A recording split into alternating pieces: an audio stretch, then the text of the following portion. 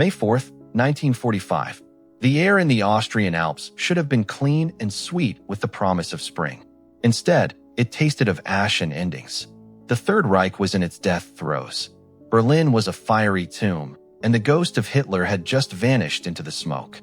In the valleys below, the war was collapsing in on itself, a chaotic mess of retreating armies, advancing armies, and a world trying to piece itself back together.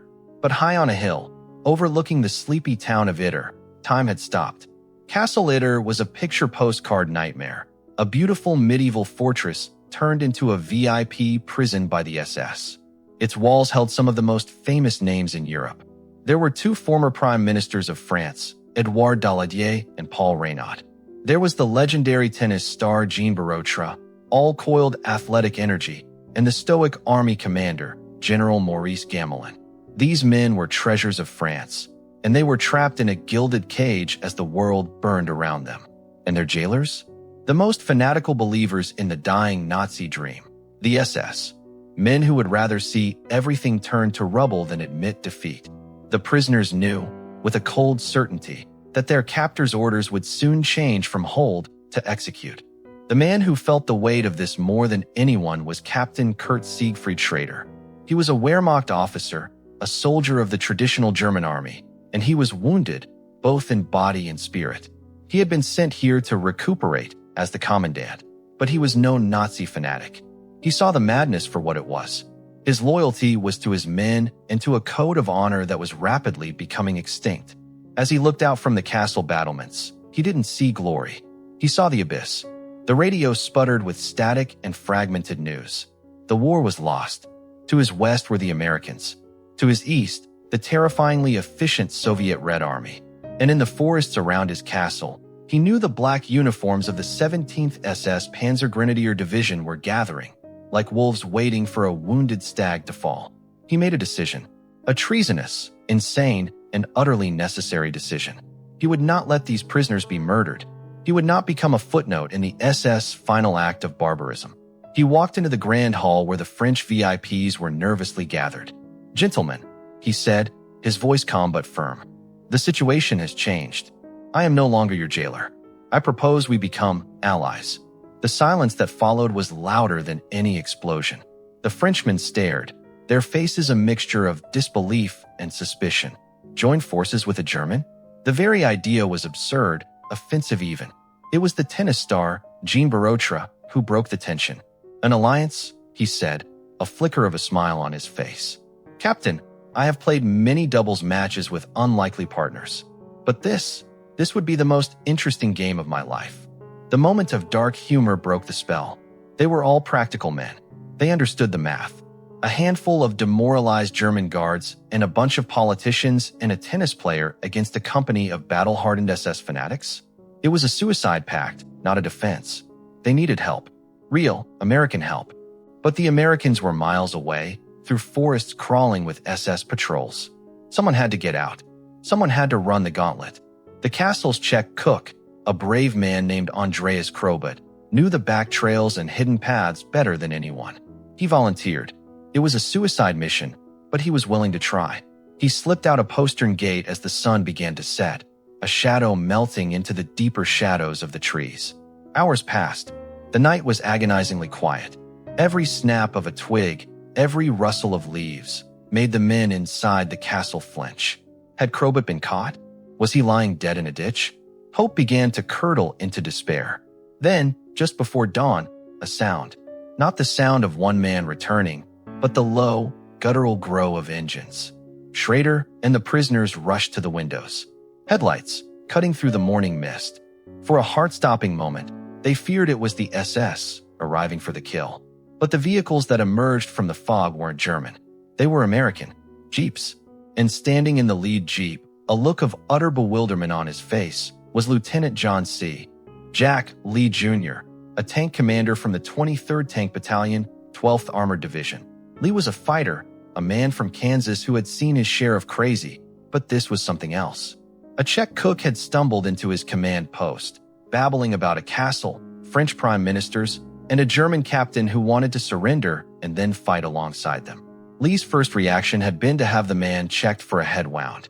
But something in Krobit's desperate eyes convinced him. Now, standing in the courtyard of a storybook castle, Lee was face to face with the reality of it. A wounded German captain saluted him. Two former French prime ministers were shaking his hand and clapping him on the back like long-lost friends. A famous tennis star was offering him a glass of captured German wine. "Lieutenant," Captain Schrader said, his English precise. "We have little time. The 17th SS is in the woods. They will be here soon." Lee looked at his tiny force, a handful of tankers, a few jeeps, one light tank. He looked at the motley crew of French VIPs and tired German soldiers. He grinned, a wild, crazy grin. "Well then," he drawled, "I guess we better get this party started. Let's see what we can do about some defenses." The most bizarre battle of World War II was about to begin. Lieutenant Jack Lee's grin was a masterpiece of American bravado, but inside, his mind was racing, calculating odds that were laughably bad. He had one M4 Sherman tank, nicknamed Bessie, a handful of jeeps with mounted machine guns, and 14 tankers who were more accustomed to fighting from the inside of a steel beast than digging foxholes. They were now the official defending force for a medieval castle. His eyes scanned the motley crew before him. The French VIPs, though determined, were not soldiers. The German guards under Captain Schrader were few, and their loyalty, while seemingly firm, was an unproven commodity. The only thing they had in abundance was a shared, desperate desire to not be slaughtered by the SS. "All right, listen up." Lee's voice cut through the alpine air. "All business now. We don't know when they're coming, but they are coming. We need to be ready." He pointed to the castle's main gate, a heavy, iron-banded monstrosity. "Schrader, your men know this place best. I want that gate reinforced with anything we can find. Furniture, rubble, you name it." "Zvonimir," he said, turning to his own sergeant, "get Bessie positioned right there in the courtyard. She can cover the gate and the main approach road. The rest of you with me. We're going to see what kind of firing positions we can find on these walls." It was a whirlwind of activity. The serene, oppressive silence of the castle was shattered by the sounds of war preparation, the grunt of men moving heavy objects, the clang of metal, the roar of Bessie's engine as she rumbled into position. The French prisoners, refusing to be idle, became an impromptu labor force, hauling ammunition and sandbags under the direction of the American GIs. Jean Barotra, the tennis champion, found Lee assessing the tall, crenellated battlements. "Lieutenant," Barotra said, his eyes gleaming with a competitive fire, "I may not be a crack shot with a rifle, but I have excellent eyes and I am very, very good at judging trajectories. Put me up high, I can be your spotter." Lee looked at the athlete, seeing not a politician or a celebrity, but a man with a useful skill. "You've got the best seat in the house, Mr. Barotra. Top of the keep. You see anything moving in those trees that isn't wearing an American or a friendly German uniform, you holler."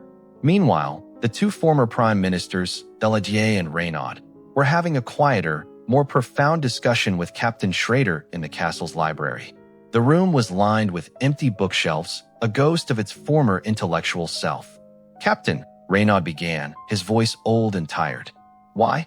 After all this, why risk everything for us now?" Schrader looked out the window towards the dark, brooding forest. "Her Reynaud," he said softly. "The Germany I swore an oath to is already dead. It was murdered by the men in those black uniforms. My honor is all I have left. Letting you be killed would be a stain on my soul that even death could not clean. This is not about politics. This is personal." It was a sentiment that transcended nationality. In this strange pocket of the war, a German officer, French statesman, and American soldiers were discovering a common enemy: fanaticism. The plan was simple, born of necessity. They would create a defensive perimeter around the castle's outer walls. The single Sherman tank was their queen on the chessboard, their only real heavy hitter. The machine guns on the jeeps were dismounted and set up to cover the main road and the open fields to the south. The few German soldiers, now fighting alongside their former captives, were interspersed with the Americans along the battlements, their knowledge of the Mauser rifle a crucial addition to the firepower. But they had one massive, glaring weakness: numbers. Lee knew they couldn't hold a protracted siege. They were a bluff, a thin shell of resistance. If the SS realized how few of them there really were, they would simply overrun the place. As afternoon began to wane, the first test came. Not from the SS, but from the sky. A single American spotter plane, a tiny Piper Cub, buzzed high overhead. A wave of relief washed over the defenders. They rushed out into the courtyard, waving sheets, jumping and shouting, trying to signal their identity. The little plane circled once, twice, and then dipped its wings in acknowledgement before flying off towards the American lines. A cheer went up. "They know we're here," one of the GIs yelled. "Reinforcements are on the way." The hope was electric, tangible. It flowed through the castle like a drug. They just had to hold on. Help was coming. The hope was short-lived. From his high perch, Jean Barotra's sharp eyes caught the first sign of the coming storm. "Movement! Tree line to the east," he shouted, his voice echoing down from the keep. Many of them. The festive atmosphere vanished, replaced by the cold, sharp focus of combat. Men scrambled to their positions. Bolts were worked on rifles. Machine gun belts were fed into receivers. Lee climbed up onto Bessie's turret, peering through his binoculars. They emerged from the forest not as a mob, but as professionals. The soldiers of the 17th SS Panzer Grenadier Division moved with a lethal, disciplined grace. They wore their signature black uniforms, and their faces were set in grim masks of determination. These were the true believers, the men for whom the end of the Reich meant the end of the world, and they were determined to take as many of their enemies with them as they could. An officer stepped forward, a megaphone in his hand. His voice, sharp and clear, carried across the field to the castle walls. "Traitor, you traitor, and you Americans who side with him. Surrender now, and your deaths will be quick. Fight, and we will show you no mercy." A tense silence fell. Every man looked at Lieutenant Lee. He lowered his binoculars, a slow, deliberate motion. He leaned down to his gunner inside Bessie's turret. "All right, Joe," he said, his voice calm. "Let's answer the man. Put a round right over his head. Let's not be rude." The roar of the Sherman's 76mm main gun was deafening, a physical shockwave that slammed against the castle stones. The shell screamed across the field and exploded harmlessly, but loudly, in the trees 50 yards behind the SS officer, who flinched and dove for cover. The battle for Castle Itter had begun. The SS response was immediate and violent. The morning air was torn apart by the ripping sound of MG-42 machine guns, the terrifying buzzsaw of the German army. Tracers streaked towards the castle, sparking and ricocheting off the ancient stone. The defenders, pressed against the parapets, returned fire. The sharper crack of American M1 Garens mixed with the deeper report of German Mausers. It was a storm of steel. SS teams used fire and maneuver, laying down suppressing fire while others dashed forward, using the terrain for cover as they advanced on the main gate. Bessie's gun boomed again, and this time it was not a warning shot. The high-explosive shell landed amidst a group of SS soldiers attempting to flank the southern wall, the blast throwing earth and bodies into the air. Lee was everywhere, a whirlwind of motion and shouted encouragement. "Keep their heads down. Watch for those Panzerfausts. Barotra, where are they?" "Infantry, gathering near the woodshed, 200 meters," the tennis star's voice rang out. The fight was fierce, but the defenders were holding. They were outnumbered and outgunned, but they had the high ground and a desperate cause. For nearly an hour, they beat back every probing attack. But then, a new, chilling sound joined the cacophony. It was the high-velocity crack of an anti-tank rifle, followed by a solid clang as it struck Bessie's turret. The SS had brought up their heavy weapons. The one asset that gave the defenders a fighting chance, their tank, was now in serious danger. The clang against Bessie's turret was a sound that froze the blood of every American defender. It wasn't a penetrating hit, but it was a dire warning. The SS had zeroed in on their biggest problem. Inside the tank, the crew flinched as shrapnel and sparks ricocheted around the cramped interior. "That was too damn close," the driver yelled. "They've got an anti-tank rifle." Lieutenant Lee, exposed on the turret, ducked down. Joe traversed left. "Target that muzzle flash near the big pine tree. Smoke round if we have it. High explosive if we don't. Make him keep their heads down." The Sherman's turret whined as it swung around, the long barrel seeking its target. On the walls, the small arm's fire intensified. The SS, emboldened by their near miss on the tank, pressed their assault with renewed fury. A squad of them managed to get close to the outer wall, using a small stone outbuilding for cover. From there, they began lobbing stick grenades over the main gate. One landed amidst a group of German defenders, the explosion sending two of Schrader's men stumbling back, wounded. The defensive line was thinning, the pressure becoming unbearable.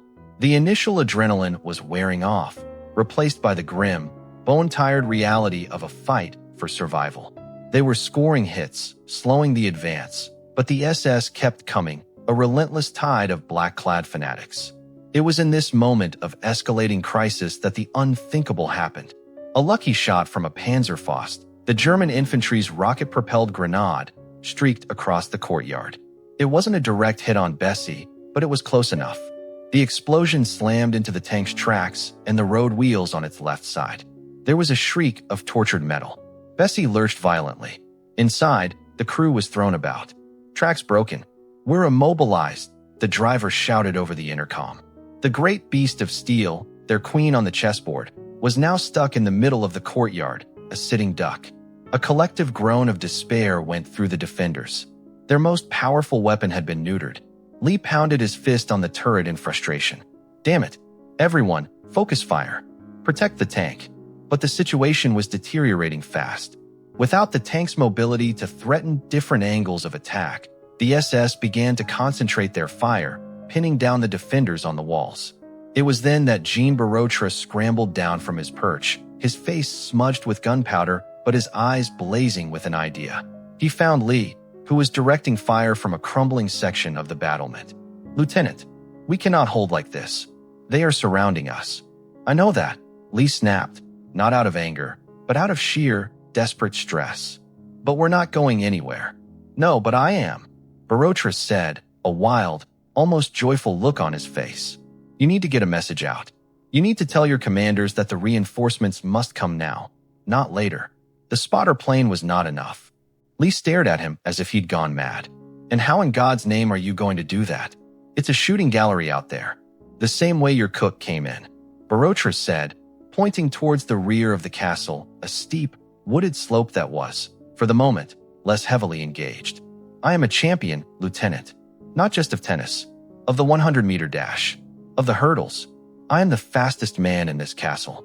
Let me take a note. I will run the gauntlet. I will find the Americans."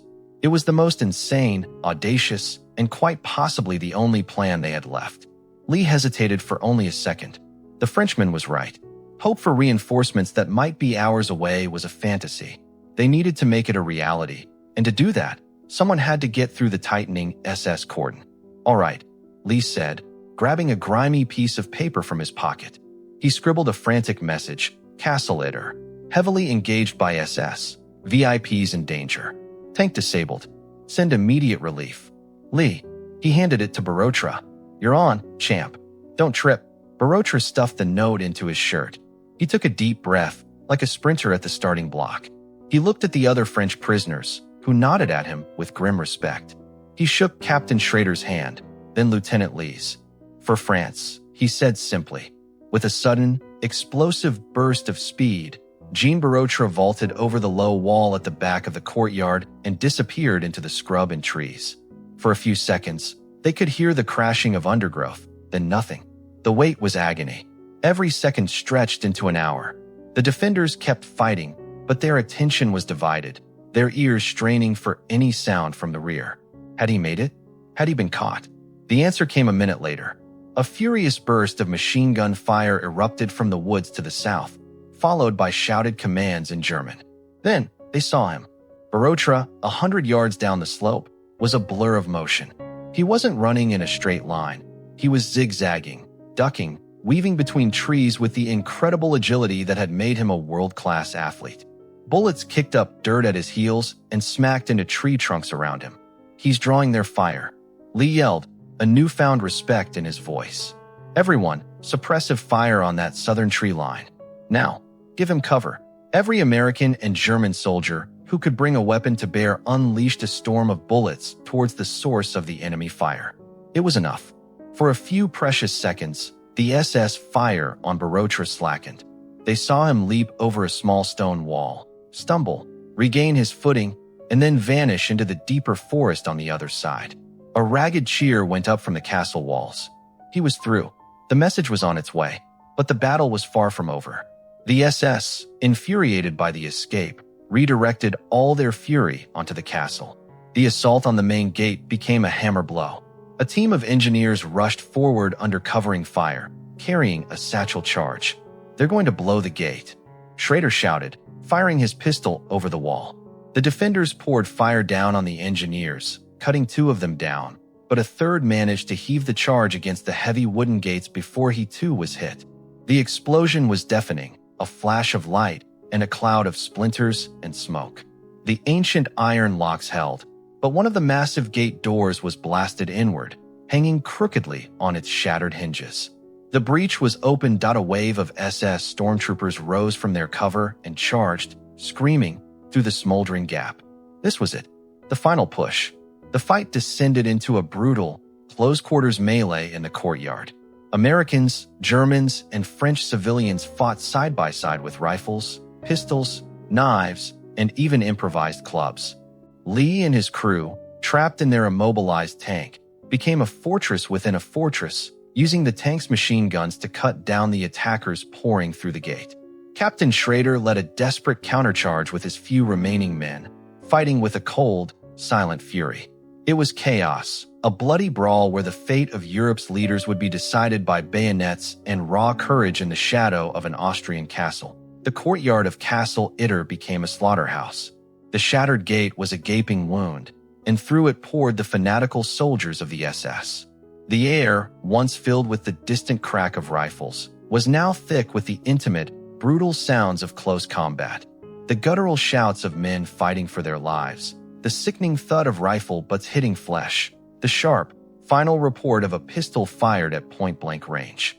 Lieutenant Lee, from his perch in Bessie's turret, was like a mad conductor in an orchestra of violence. "Left, machine gunner, left. They're flanking the keep. Sergeant, fall back to the main doors. Schrader, on your right." He fired his own sidearm, the .45 caliber rounds sounding like dull punches in the cacophony.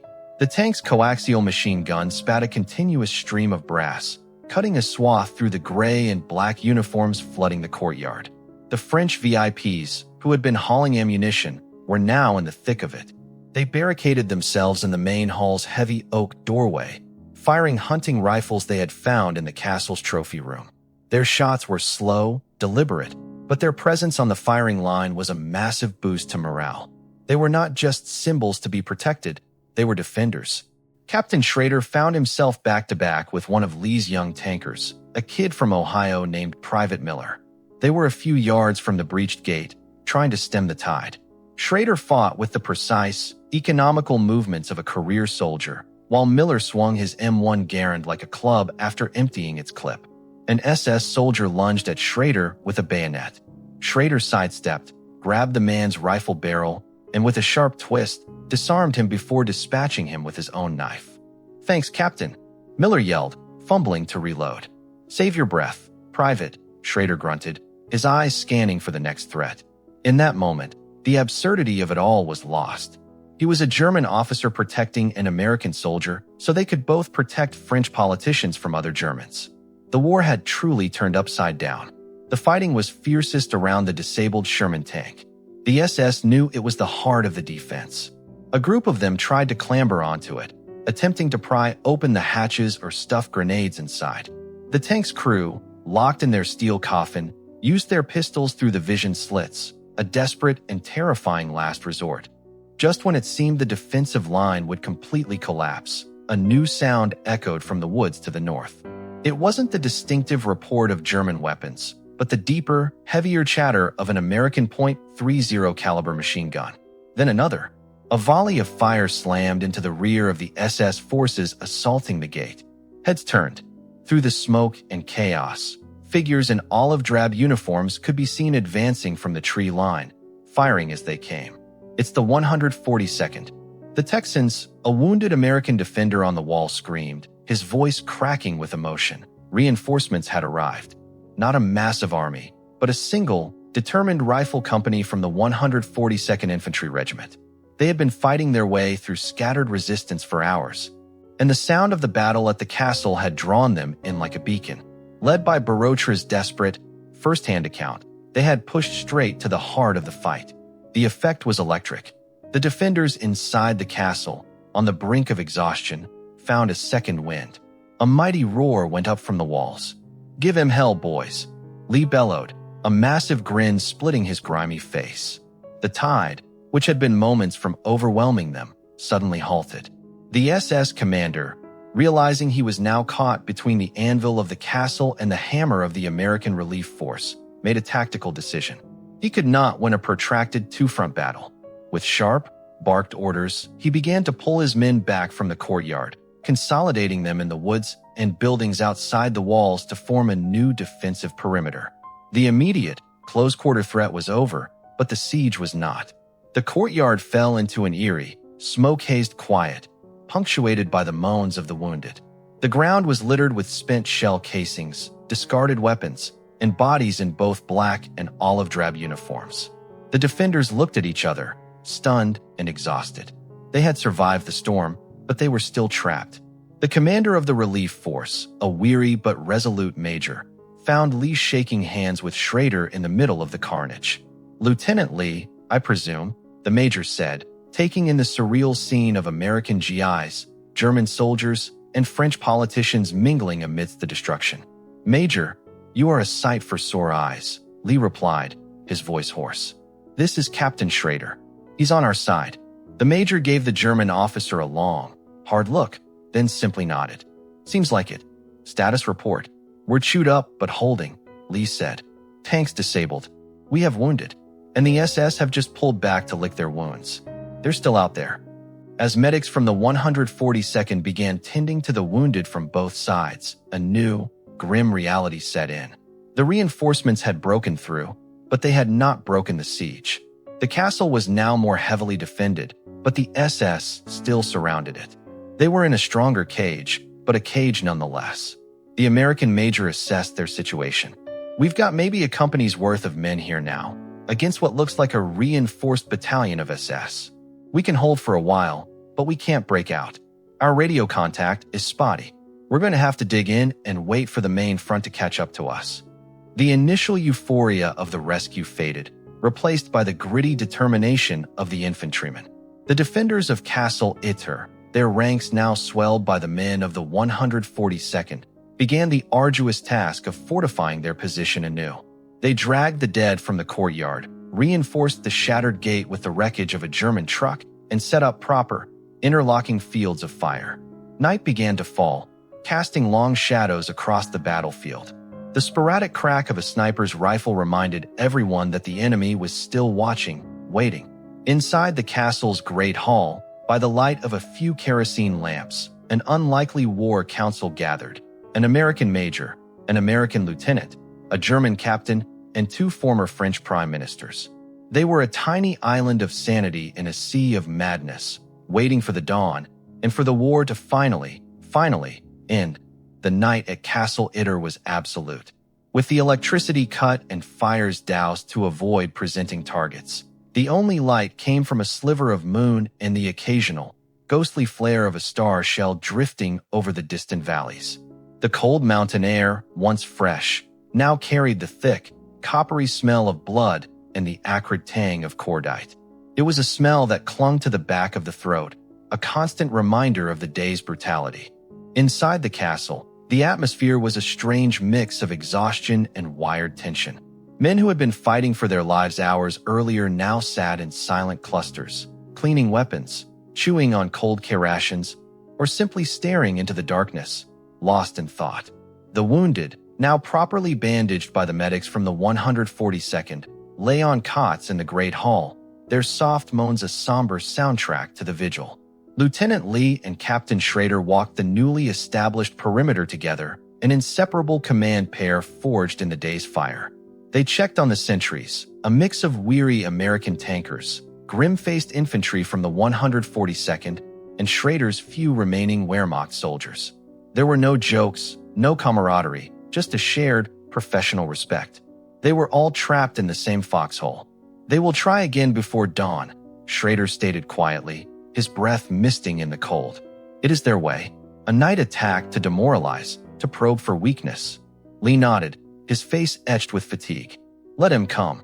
My boys from the 142nd have been itching to pay him back for this afternoon.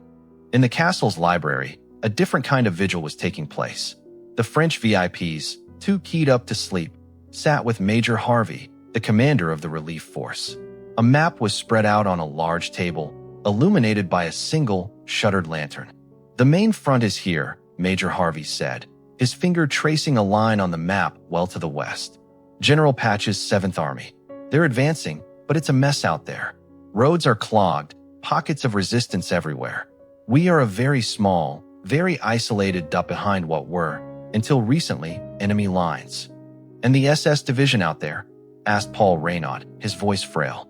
"The 17th SS, Harvey confirmed. Gotz von Berlichingen. Fanatics. They know the war is lost. For them, this is no longer about strategy. It's about taking as many of us with them as they can. It's about erasing the evidence of this. Collaboration." He gestured around the room, encompassing the entire, unbelievable alliance. Edouard Daladier, who had been silent, spoke up. "Then we must ensure we are not erased. We must hold. For the history books, if for nothing else. The world must know that even at the end, there were Germans who remembered their honor." The sentiment hung in the air, a fragile piece of hope in the dark. Schrader's prediction came true just after 2 a.m. It did not begin with a roar, but with a whisper. A sentry on the south wall, a young private from Texas, never made a sound. A shadowy figure slithered over the parapet, and a knife found its mark. The alarm was only raised when the body was discovered during a routine check. Then, all hell broke loose. This was not a full-scale assault, but something more insidious: infiltration. Small teams of SS shock troops, experts in night fighting, used grappling hooks and ropes to scale the walls in multiple locations at once. The battle dissolved into a dozen terrifying, isolated skirmishes in the pitch-black corridors and courtyards of the castle. Flashlights and muzzle flashes cut through the darkness, creating a strobe light effect of chaos. Men fought in near-total blackness, identifying foes by the shape of a helmet or the sound of a language. A brutal fistfight erupted in the kitchen over by the pantry. Another group of SS managed to get onto the roof, firing down into the main courtyard until a squad from the 142nd hunted them down. It was a soldier's worst nightmare. Close-quarters combat in the dark against a skilled and ruthless enemy. The focal point of the night attack became the main keep, where the French prisoners and the command post were located. A determined group of SS, perhaps a dozen strong, blasted their way through a side door and began clearing the lower levels, room by room. Lee, Schrader, and a handful of men barricaded themselves at the top of the stone staircase leading to the Great Hall. "Grenades!" Lee yelled. They tossed a couple of fragmentation grenades down the winding stairs. The deafening explosions in the confined space were followed by screams and then silence. But more came. The fight on the staircase became a medieval melee. It was too close for rifles. Men used entrenching tools, knives, and their bare hands. Private Miller, the kid from Ohio who had fought beside Schrader earlier, was locked in a struggle with a large SS sergeant. Just as the German gained the upper hand, a shot rang out. The sergeant crumpled. Standing behind him, a vintage German Luger pistol smoking in his hand, was Paul Reynaud. The old former prime minister's hand was steady, his face a mask of grim resolve. "No one," he said, his voice clear and strong, "will decide the fate of France in a dark hallway." The act of defiance shocked everyone, friend and foe alike. It seemed to break the back of the night attack. The remaining SS infiltrators, their mission of decapitation failed, began to pull back, melting back into the night from whence they came. As the first gray light of dawn touched the highest peaks of the Alps, a profound exhaustion settled over Castleder. The defenders surveyed the damage. The night had cost them more men, more energy, more spirit. They were running on fumes. Lee leaned against a bullet-pocked wall, his uniform torn, a fresh cut on his cheek. He looked at the men around him, Americans, Germans, French, all slumped together in shared misery and resilience. The concept of sides had completely evaporated. And then, as the sun finally crested the mountains, flooding the valley with a pure, clean light, they heard it. A low, steady rumble, like distant thunder. But the sky was clear. Every man stood up, straining their ears. The sound grew, resolving from a rumble into a distinct, powerful, and beautiful chorus, the deep-throated growl of dozens, maybe hundreds, of diesel engines. They rushed to the walls, peering out through the morning mist. And there it was. On every road leading into the valley, a relentless, rolling river of olive drab was advancing. Tanks, trucks, half-tracks, and columns of infantry as far as the eye could see. The main vanguard of the U.S. 12th Armored Division, the whole damn weight of the American war machine, had finally arrived. The siege of Castle Itter was over. The sound that came from the castle then was not a cheer, but a deep, collective sigh of relief that seemed to shake the very stones. Men simply sank to their knees, some laughing, some crying, all understanding that they had, against all odds, lived to see the end. The sight that unfolded in the valley below was nothing short of biblical. It wasn't just a company or a battalion. It was the entire, crushing weight of the Allied advance. Sherman tanks by the dozen, their long barrels pointing forward like the lances of a modern cavalry, rumbled past the smoldering outbuildings. Endless lines of infantry in muddy olive drab moved with a purposeful, unstoppable rhythm, sweeping through the remaining SS positions like a tide washing over sandcastles. The few fanatical holdouts who chose to fight were silenced in moments. Most, seeing the futility, simply threw down their weapons and surrendered. The war, for this tiny corner of Austria, was irrevocably over. Inside the castle courtyard, the silence was profound, broken only by the growing roar from the valley. The defenders stood in a daze, their weapons hanging limply at their sides. The adrenaline that had sustained them for over 24 hours drained away, leaving them hollowed out and shaking with fatigue. A young American soldier, his face blackened with soot, slowly took off his helmet, staring at it as if he'd never seen it before. One of Schrader's Wehrmacht men simply sat down on an ammunition crate and put his head in his hands, his shoulders shaking. They weren't tears of sadness, but of sheer, overwhelming release. The main gates, which had been the focal point of so much violence, were pushed fully open from the outside. A jeep, flying a small American flag, rolled into the courtyard. The officer who stepped out was a colonel, crisp and clean, a stark contrast to the bloodied, dirt-caked defenders. His eyes widened as he took in the scene.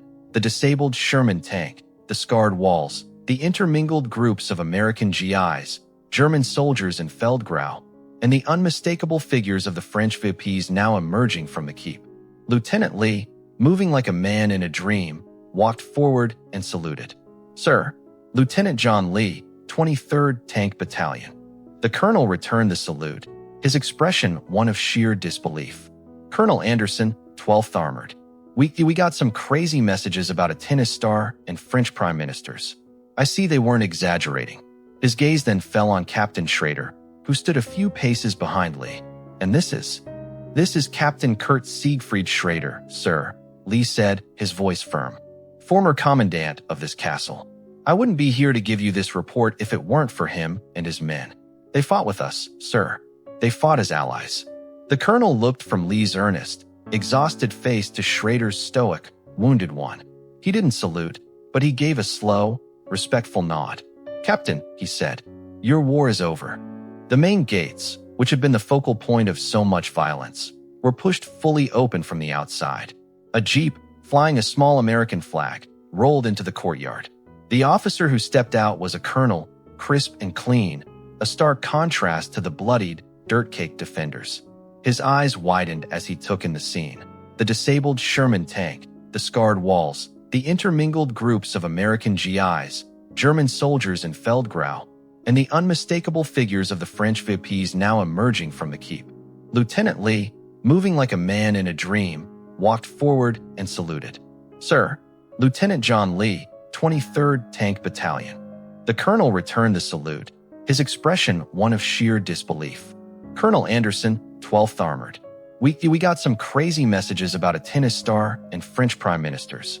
I see they weren't exaggerating." His gaze then fell on Captain Schrader, who stood a few paces behind Lee.